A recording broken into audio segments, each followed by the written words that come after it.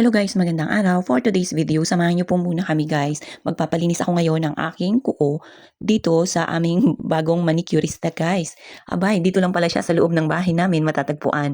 Ito nga po kanina, maaga pa po akong natulog. Pagkagaling ko ng opisina guys, ito yung aking little boy, talagang miss na miss ang kanyang nanay at nag-aya na siyang matulog.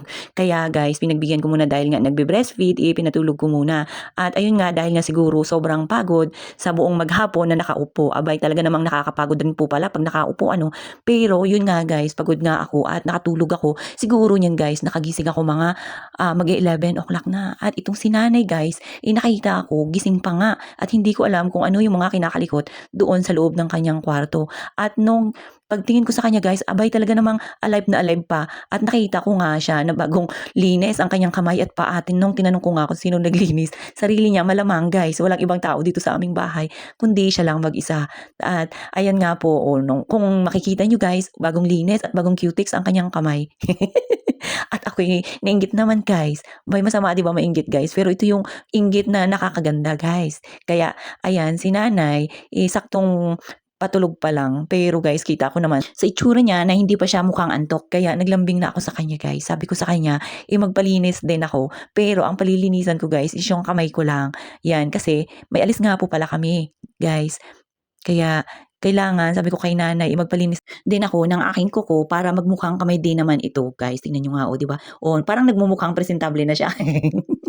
Halatang hindi nalilinisan guys. Pero nga po, sabi ko kay nanay, iwag niya masyadong kukut-kutin dahil hindi ako sanay ng ganun guys. Kasi madalas po, di ba, pagka nagpapalinis tayo minsan nasusugatan or ayan guys, yung kamay ko hindi sanay sa linis. Minsan, pumupunta ako sa parlor, tamang paa lang yung aking pinampalinisan. Kasi guys, pagka sa kamay yung aking pinalinisan, hindi po ako gaanong nakakapaglinis dito sa bahay or hindi ko kaagad na babasa. Kaya pag ganyan guys, na bagong linis, tapos nabasa ako, mahapdi. Kaya ang sabi ko kay nanay, yan, tamang ano lang, konting kuskus-kuskus. Ayan, tapos lagyan ng Mertiolet at ng cutics. O, di ba, mukhang kamay na siya guys. At pwede na pumunta kung saan mang party. Abay, napakaraming party ngayon guys, ngayong December.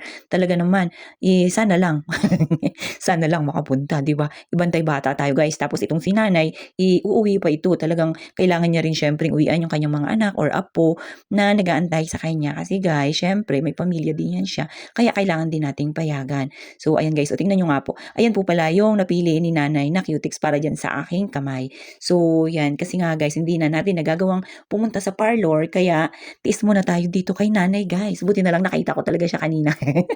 Kasi kung halimbawa na bukas pa tayo magpapalinis, igahol na tayo sa oras. So, ayan. At amang ito si Yayam, masarap pa ang tulog guys. Kaya, sakto lang naman na gantong oras kami maglilinisan ni nanay. So, ayan na guys. Tingnan nyo nga po. Maganda na siya. Hindi na rin po pala dyan nag-cut si nanay ng kuko kasi naputulan ko na yan guys. Ganyan po talaga ako pagka nagpuputol ng kuko, talagang sagad na sagad.